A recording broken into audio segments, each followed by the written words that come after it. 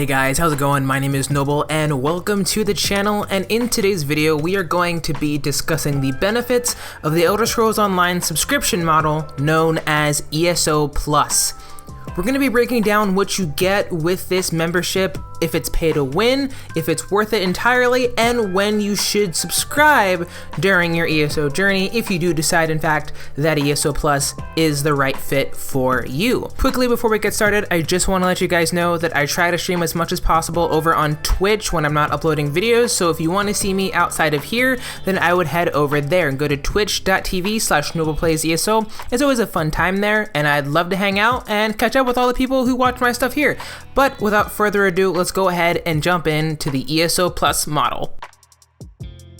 I want to start off by saying that ESO Plus isn't that much different from your typical MMORPG subscription models. Most of them run between $15 to $20 a month and provide you with a variety of perks. I do hesitate to call these VIP perks. Some people have used that in their videos. I don't think that's accurate. I would say premium or just like subscriber rewards, if you will. That is, I think, a little bit more realistic and honest when we're talking about the benefits that ESO Plus has. But to start off right away, there's something that everyone needs to know, and that is the craft bag.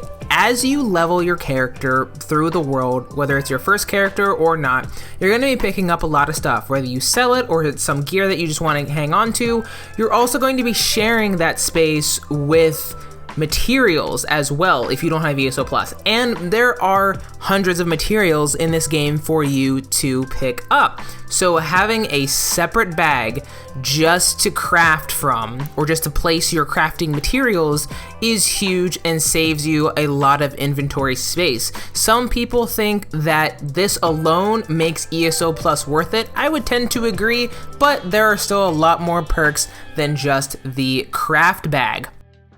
The next big one that ESO Plus members will have access to is DLC game packs. Now, if you do not have ESO Plus, you're going to have to pay for all the DLCs, including the expansions. The nice thing with ESO Plus is that you get all of the DLCs for free. So for example, we have quarterly releases here on ESO. You will get them for free. You still will have to pay for the expansion that usually comes in Q2, as everyone else does, but for the dungeon DLCs and the story DLCs, you get them completely free. If you're into gameplay like that and story, that is another big selling point to get ESO Plus. In addition to that, you get free monthly crowns. You get exactly 1,650 crowns per month for mounts, pets, and more, to be used in the crown store. Now, you can acquire these crowns in different ways. So I pay for every 90 days of subscription time, so I get about 4,000 or so. I think it's like 4,500 crowns every 3 months when I pay up for my subscription. If you just want to spend the $15 per month, you will get the 1,650 crowns per month, and you can choose to go that way. I just decided to just go with the every 90 days bill me. It works out the best for me with what I use via Steam. But if you don't want to shell that out and just want to try for a month, going $15 a month just to see if you like it is going to be the best option. But crowns are extremely useful in this game. They have uses outside of just purchasing things in the crown store. You can also, give crowns to people, for gold. It's not some like gold selling or like crown selling, like shady things like that. It's completely above board. Everyone in game does it. So if you don't have use for crowns, you might be able to make some gold. So don't worry about that if that's something that you had questions on. You also get more bank space, and this kind of goes hand in hand with what I said earlier about the craft bag.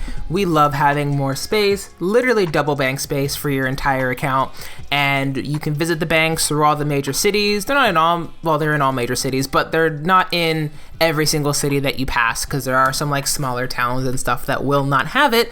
But being able to have access to that and having the extra space, like I said, is going to be perfect because there's a lot to pick up in ESO, and then with all the different gear sets that you can get in the Overland, as well as dungeon stuff and trials gear, you're going to need a lot of space to store gear. It's kind of different now with the whole collection system where you can just break stuff down and then recover it for the cost of some transmute crystals, but still it's good to have that extra space.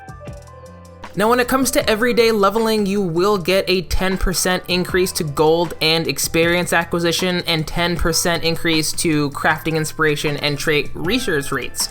So what I want to talk about real quick is the experience. Leveling in this game, if you're a brand new player, can be a little daunting. It can take a little bit of time, but that's not a bad thing. I highly encourage you to take your time leveling your first character because you're going to want to explore and see everything that the world of ESO has to offer. But having that extra 10% gold and experience gain, it actually really does help, especially when you're trying to buy things in early levels and are just trying to get to point A to point B faster in terms of leveling. For those of you guys who are into cosmetics and housing, you're going to love the fact that you will get more furniture space. You'll get double the furnishings and collectible space in player housing. Don't even get me started on the player housing. There will be a whole separate video breaking down all of that, but you will have extra space. There are so many decorations, and being able to have the space to put them down is a must because the true end game in ESO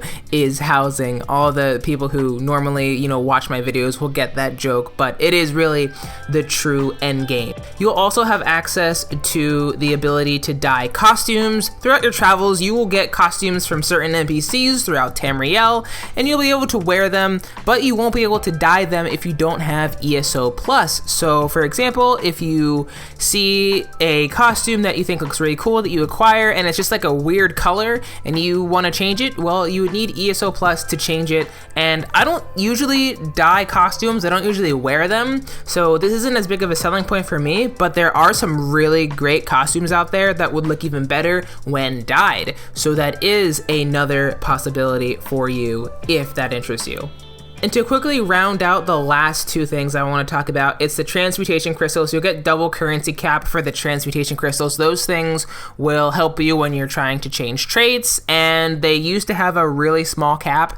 Now it's even bigger, so having ESO Plus on top of that is super, super nice, because trust me, you're going to reach your cap of transmute crystals very quickly. So when you hit endgame, it's going to be more worth it for you in that sense. And you also get exclusive Crown Store deals because you are a member, and they're not bad deals. Like, you'll see sometimes things are 20, 30, 40, even sometimes 50% depending on what's going on. There are some nice deals in the Crown Store, but all of that is included here with ESO Plus. So let's talk really quick about pay to win.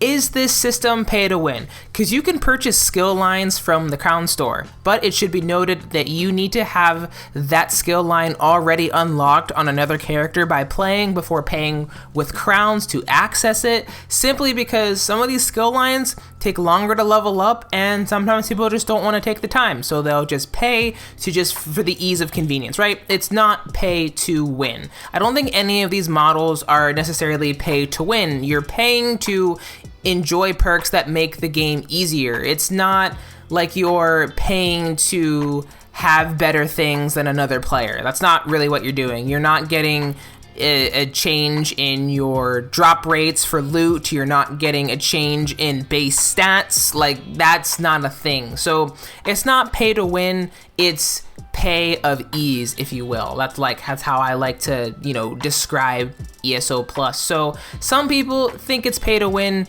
It really isn't when you look at all the other models out there. It is one of the most fair models. Actually, I think it is the fairest model that is out there when it comes to an MMORPG subscription.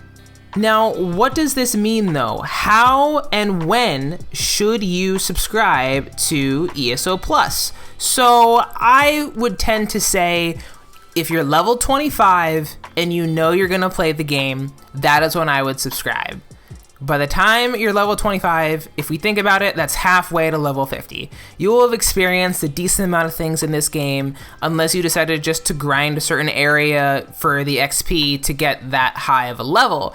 But if you're already level 25 and you're enjoying the game, then that is when I think ESO Plus makes the most sense for people, especially with the times we're in right now. You want to make sure that you're going to be able to commit, and even if you can't commit, just pay for 1 month and see if you like it. There's always free trials going on. There was one in January, and I'm sure there's going to be one very, very soon. So if you're still on the fence after watching this video, just wait a little bit until the free trial comes out, and then decide for yourself if that's something you want to pursue. But I personally did not purchase ESO Plus until I was about a month into playing, and that was the best decision I ever made because I knew I was committing to the game entirely. So that is when I think it is the best time to subscribe to ESO Plus. But with that said, what do you guys think? Do you find this, helpful or enjoyable? If you do, don't forget to hit the like button and subscribe to the channel.